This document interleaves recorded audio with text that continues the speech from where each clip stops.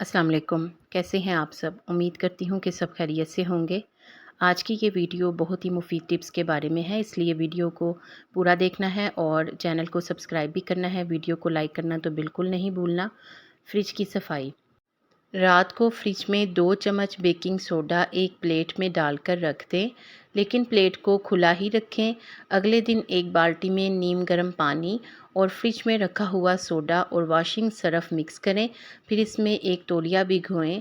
इससे फ्रिज की जालियों, दरवाज़े और डिब्बे की सफाई करें। इसके बाद पानी से धो लें। फ्रिज बिल्कुल साफ़ भी हो जाएगी और इसके अलावा इसमें जो स्मेल वगैरह होगी वो भी ख़त्म हो जाएगी। अगर खीर जल जाए तो सबसे पहले इसको किसी बर्तन में निकाल लें। फिर इसमें दूध, बादाम और ज़ाफ़रान वगैरह शामिल कर लें।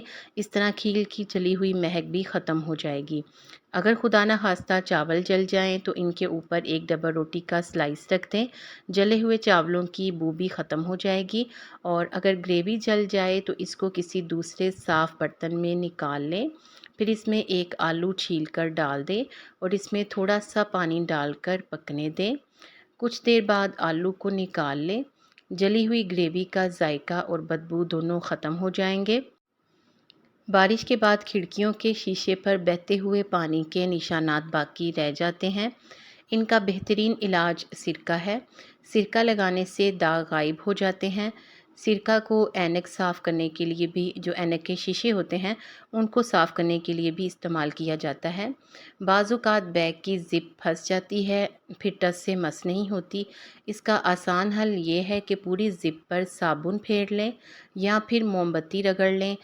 ज़िप आसानी से खुल और बंद हो सकेगी। अगर बच्चों ने रंगों से दीवारों को ख़राब कर दिया हो तो इन दीवारों पर हेयर ड्रायर की गर्म हवा डालें और फिर कपड़े की मदद से इन दीवारों को साफ़ कर लें। बड़ी आसानी के साथ साफ़ हो जाएंगी और कैरेऑन के जो दाग हैं वो बिल्कुल साफ़ हो जाएंगे। एक दफ़ा इसको ट्राई ज़रूर करके देखिएगा।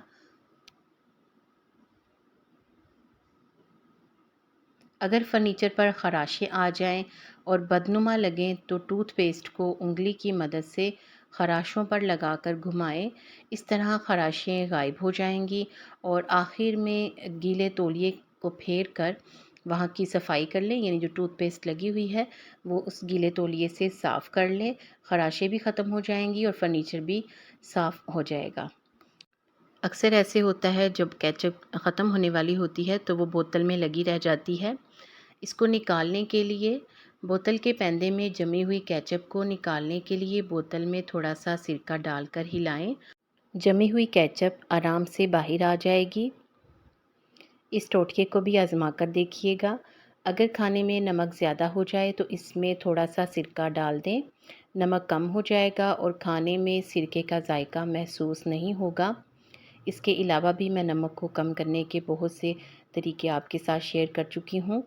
खुशबूदार और लजीज लेसदार पाए बनाने के लिए पायों को पहले अच्छी तरह धो लें और फिर इन्हें हल्की आंच पर देर तक पकाएं। इस खाने को जायकेदार और महकदार बनाने के लिए इसमें साबुत गरम मसालों का पूरा इस्तेमाल करें, जिसमें बादियान का फूल, लौंग, दालचीनी और इसके अलावा इलायची वगैरह शामिल है। मज़ेदार कलेजी बनाने के लिए कलेजी को 1 घंटा दूध में डालकर रख दें, फिर पकाएं। इससे कलेजी का जायका बेहतर होता है। दूध में मौजूद कैल्शियम कलेजी के बिटर टेस्ट को ख़त्म करता है और कलेजी को जायकेदार बनाता है।